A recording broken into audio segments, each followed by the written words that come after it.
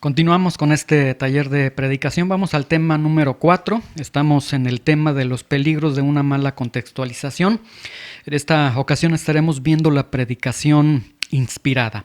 Hemos ya mencionado a lo largo de las clases anteriores la contextualización. Hemos explicado que contextualización es cuando nosotros vamos a tomar un texto, lo vamos a interpretar adecuadamente, lo vamos a presentar a una audiencia aquí, ahora, ante nosotros, y esto, hemos explicado, tiene que ver a partir de un texto que fue escrito cientos de años atrás, en una cultura distinta, con un propósito, con un lenguaje, con ciertas circunstancias que están rodeando ese texto, etcétera, y entonces es trasladar, de alguna forma, interpretar adecuadamente ese texto, presentarlo el día de hoy a nosotros, a nuestra audiencia, pero sin que esto constituya el sacrificar el sentido original que tenía el texto. Vimos que cuando se tiene una mala contextualización, esto lo hemos referido como una adhesión ciega, y esto nos va a llevar a una predicación impresionista, una predicación ebria, que fue la que vimos en la clase anterior, y hoy estaremos viendo la predicación inspirada, y cada una de estas, producto de una adhesión ciega, predicación impresionista, predicación ebria, predicación inspirada, cada una de ellas, el peligro, lo peligroso, el daño que tiene es que en cada una de ellas nos estamos apartando del texto. En cada una de ellas somos infieles al sentido original del texto. Quiero recordarles la predicación ebria que vimos en la clase anterior.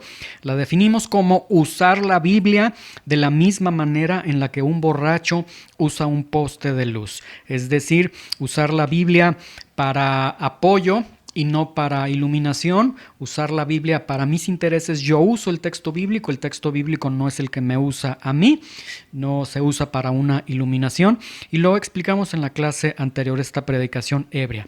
Hoy vamos a ver esta, que es la predicación inspirada, y bueno, para dar explicación a la predicación inspirada, quiero reforzar un poco la idea de la predicación ebria. En la predicación ebria nosotros tenemos el texto, y en esta predicación ebria se usa el texto, como vimos, no es el texto el que nos está usando a nosotros.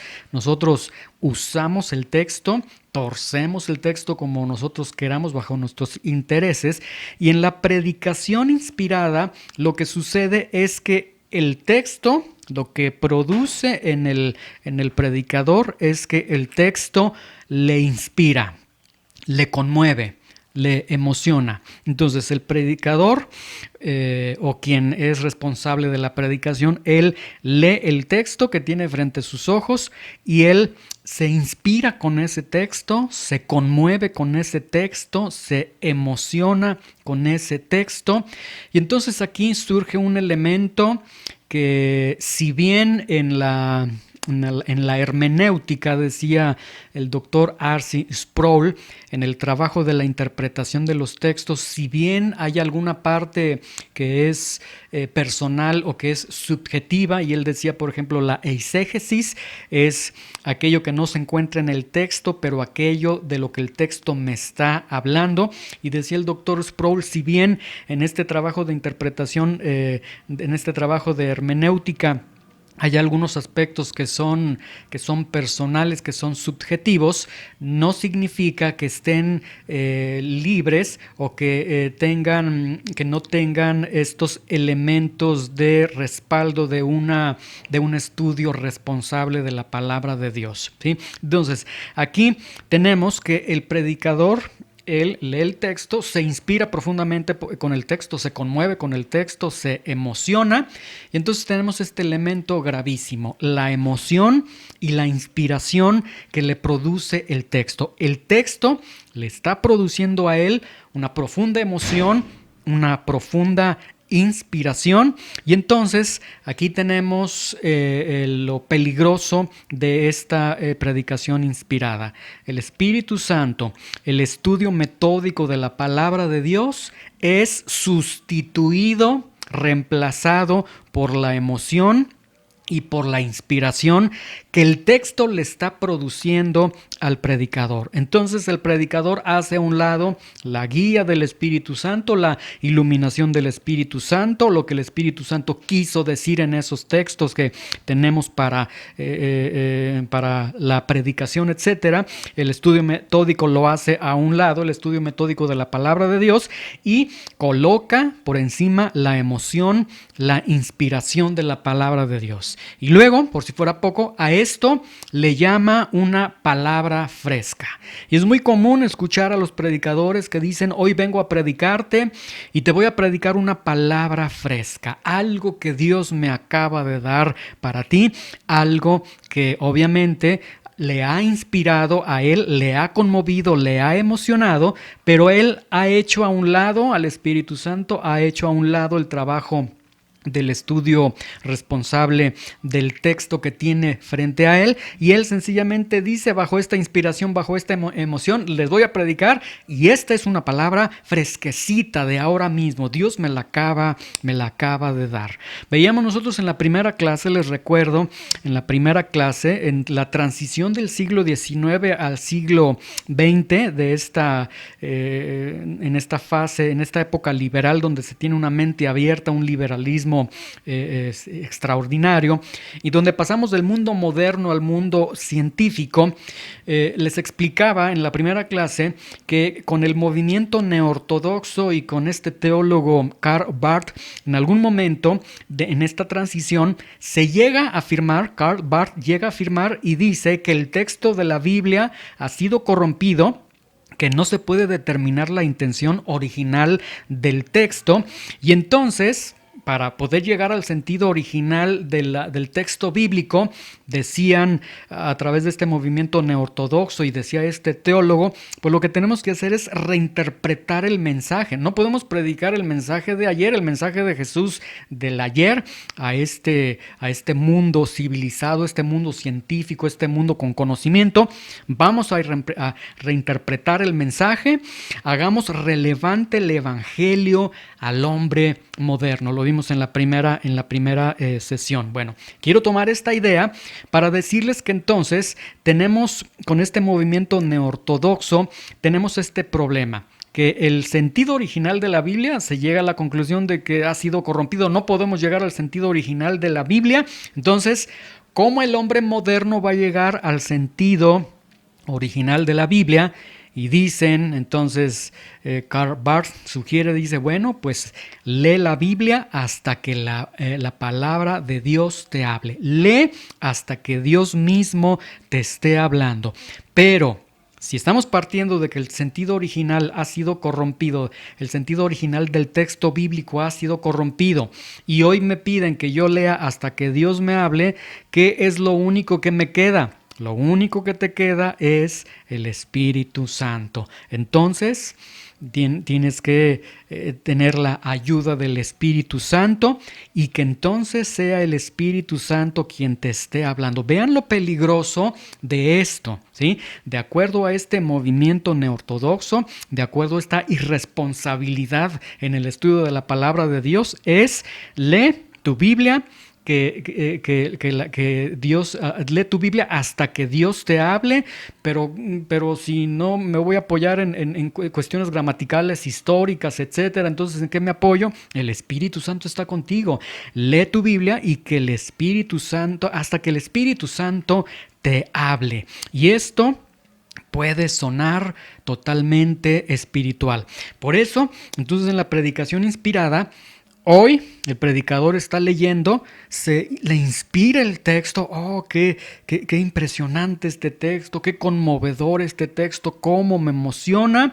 Se produce este elemento llamado la emoción, la inspiración, y a eso es a lo que le están llamando el Espíritu Santo. Ahí está el Espíritu Santo dirigiéndote, obrando en tu vida para que tú estés recibiendo lo que Dios está diciendo. A esto le llaman que es el Espíritu Santo, pero esto no es el Espíritu Santo. Parece espiritual, pero realmente no es nada espiritual. Esto no es el Espíritu Santo. Esto es una irresponsabilidad al estudio correcto de la palabra de Dios, justificándose con palabras como cómo me tocó este texto, este texto me impactó, y entonces hacen a un lado, como dije al principio, hacen a un lado el Espíritu Santo, hacen a un lado el estudio metódico correcto de la palabra de Dios y sencillamente dicen, este texto me impactó, qué gran impacto me ha tocado, etcétera,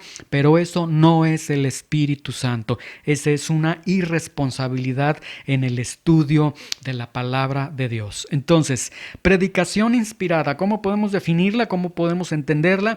Predicación inspirada es aquella predicación que se basa en la emoción o que se basa en la inspiración personal que le está produciendo el texto bíblico a un predicador, entre comillas, digámoslo así, omitiendo un estudio serio acerca del mismo texto.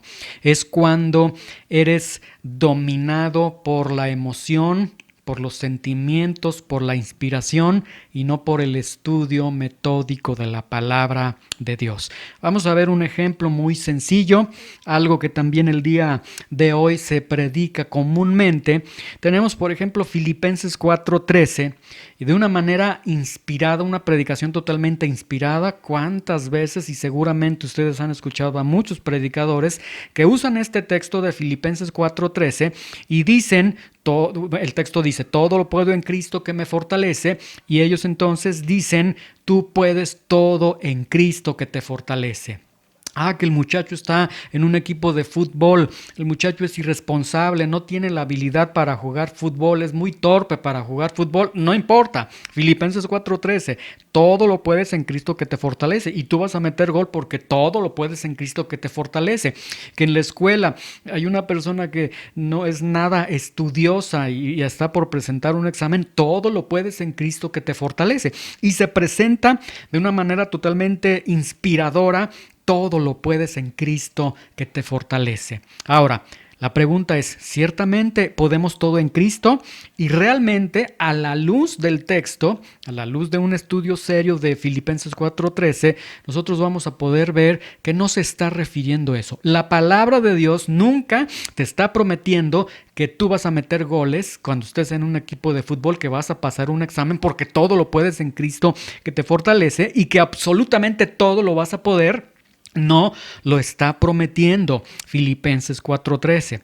Si estos predicadores se tomaran el tiempo para un estudio serio, veamos de una manera muy rápida, no vamos a profundizar así a grandes rasgos en Filipenses 4:13, pero por lo menos leamos a partir del versículo 11 para que entendamos el contexto y podamos ver de una manera así muy rápida que este sentido inspirador que presentan muchos predicadores el día de hoy no es el que la palabra de Dios está señalando. Vean a partir del versículo 11 lo que dice el apóstol Pablo. Dice, no lo digo porque tenga escasez, pues he aprendido a contentarme cualquiera que sea mi situación. Vemos que el apóstol Pablo dice, estoy en escasez. Y esto es pues algo que va a retumbar en el oído de muchos pseudoapóstoles el día de hoy, porque el apóstol Pablo está diciendo, me encuentro en este momento en una situación de escasez. Y muchos pseudoapóstoles dicen que el cristiano no debe ser alguien que se encuentre en una situación de escasez. Vean cómo hay una controversia en lo que la palabra de Dios dice y lo que dicen muchos falsos maestros el día de hoy. Tenemos entonces que Pablo está en escasez. Luego dice Pablo, pues he aprendido a contentarme cualquiera que sea mi situación. Es decir, Pablo está diciendo que él sabe vivir con recursos o sin recursos. En este momento, dice Pablo, en este momento no tengo recursos, me encuentro en escasez, pero yo he aprendido, es decir, ya he pasado por estas fases de la vida donde tengo y donde no tengo. Y he aprendido a contentarme, he aprendido el contentamiento, a darle gracias a Dios, a confiar en su providencia. Y si tengo hoy para comer, gracias a Dios. Y si no tengo hoy para comer, también gracias a Dios. Luego dice el apóstol Pablo, sé vivir. Entonces, estas lecciones que yo he tenido, estos padecimientos como apóstol, porque algunas veces no he tenido, lo que también contradice esas ideas pseudoapostólicas de que debes estar en riqueza, etcétera. El mismo apóstol Pablo dice que él aprendió por estas experiencias de tener, de no tener en algunos momentos, aprendió a vivir humildemente. Él sabe tener en abundancia. En todo y por todo estoy enseñado, así para estar saciado como para tener hambre, así para tener abundancia como para padecer necesidad. Es decir, él no dice cuando yo estoy en necesidad, yo reclamo las promesas de Dios, yo ato al diablo, yo decreto, desato. Él no dice eso. Él dice cuando no hay de comer, confío en Dios, y cuando hay de comer, le doy gracias a Dios. Y en base a esta experiencia que el apóstol Pablo está compartiendo, pero que en este momento él dice, en este momento yo me encuentro en escasez, en un estado de escasez. Él dice, Filipenses 4:13, todo lo puedo en Cristo que me fortalece. Y entonces el sentido de Filipenses 4:13, de una manera muy rápida, como les he mencionado, no hicimos un estudio muy profundo, pero al menos con este contexto a partir del versículo 11 al 13, vemos que todo lo puedo en Cristo que me fortalece, tiene que ver con que puedo hacer la voluntad de Dios en Cristo que me fortalece, sea que tenga o no tenga. Es decir, si hay recursos o no hay recursos, si hay provisión o no hay provisión, yo puedo hacer la voluntad de Dios. No está diciendo el apóstol Pablo si él puede meter goles, si él puede pasar un examen, no está diciendo si él es un gran campeón, no, él está diciendo la voluntad de Dios, yo la puedo hacer independientemente de mis circunstancias. No dependo de las circunstancias y yo puedo hacer la voluntad de Dios. Entonces, tenemos estas consecuencias de la adhesión ciega, una predicación impresionista, una predicación ebria. En esta clase hemos visto la predicación inspirada.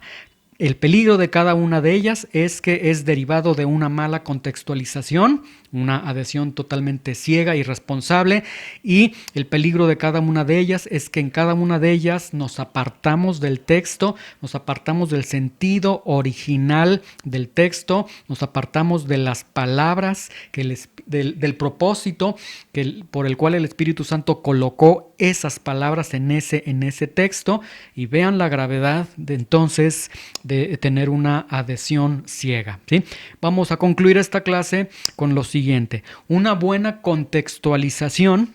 Entonces vamos a concluir con este par de ideas, porque a partir de la siguiente clase vamos a comenzar a trabajar un sermón, vamos a comenzar a trabajar con los elementos de cómo es entonces que podemos preparar un mensaje fiel a la palabra de Dios, un mensaje realmente trazado de acuerdo a la luz de la Escritura. Entonces concluimos con esta idea: una buena contextualización la vamos a entender como que podemos nosotros interpretar adecuadamente el texto. Entonces, cada uno de nosotros que tenemos la responsabilidad de predicar, que tenemos este llamado de Dios de predicar, este don, este privilegio de predicar, cada uno de ustedes predicadores, cada uno de ustedes pueden interpretar adecuadamente el texto. Hay una gran realidad: tú puedes interpretar adecuadamente el texto. ¿Cómo lo hago? A partir de la siguiente clase vamos a estar trabajando en la preparación de un sermón, y esto nos va a llevar a cómo interpretar adecuadamente el texto. Pero no es algo que está fuera de tus posibilidades, es algo que tú puedes hacer, puedes interpretar, y de hecho podríamos decir debes interpretar adecuadamente el texto. Y la segunda idea es que puedes hacer entendible el texto. El primer punto: puedes interpretar adecuadamente el texto. Recuerda, un texto histórico, escrito cientos de años atrás, bajo una cultura, bajo un idioma, dirigido a una audiencia, con un propósito, etcétera, con una gramática, con una estructura gramatical, etcétera, etcétera. Puedes interpretar adecuadamente ese texto al 2023, al aquí, a la hora, y puedes, sin sacrificar obviamente el sentido original que el Espíritu Santo ha colocado en esas palabras. Y número 2, puedes hacer entendible el texto. Puedes presentar en términos totalmente contemporáneos, entendibles a tu audiencia el texto que tú estás presentando. Esto es posible. Este sería el fruto de una buena contextualización, y esto sería, dicho en otros términos, ser fieles al texto, ser fieles a lo que el Espíritu Santo ha colocado ahí en cada una de esas palabras. Entonces, tenemos estas dos ideas, y con esto cerramos esta parte de la contextualización, de los peligros de la contextualización y de una buena contextualización. Concluimos con que podemos interpretar adecuadamente el texto y podemos hacer entendible el texto. ¿Cómo interpretar el texto? ¿Cómo hacer entendible el texto? Es decir, cómo trabajar con nuestro sermón que vamos a predicar, que vamos a compartir. A partir de la siguiente clase vamos a comenzar con ese tema. Muy bien, vamos a concluir esta clase y darle gracias a Dios por la oportunidad que nos ha dado de poder ser alumnos suyos y de poder estar aprendiendo acerca de este tema, de este taller de predicación expositiva. Señor, te damos gracias por tu buena voluntad, por la oportunidad que nos das de prepararnos, Señor, en tu reino, de tomar tu palabra, de ser heraldos, de ser proclamadores responsables de tu palabra, abrazando, Señor, las responsabilidades que tenemos en la preparación de un sermón, en la preparación de un mensaje, y, Señor, entendiendo los riesgos que tenemos por una mala contextualización. ¿Cómo podemos nosotros apartarnos a kilómetros de la voluntad tuya, Señor, en esos textos, del propósito tuyo en esos textos, de lo cual te pedimos que nos libres, y para ello queremos ser responsables en el estudio de tu palabra. Danos la gracia, danos la luz. El libro de Proverbios dice que la sabiduría, la inteligencia viene de ti, que tú lo das, pero también el mismo libro dice que busquemos como plata tu palabra. Entonces esto nos deja ver que si bien tú bendices con el conocimiento, con la habilidad, con los dones, pero es responsabilidad de cada uno esforzarnos como un minero se esfuerza por la plata, por el oro, en la búsqueda de ellos. Señor, haz de cada uno de nosotros predicadores responsables en el estudio de tu palabra, Señor. Te damos gracias en el nombre de Jesús. Amén.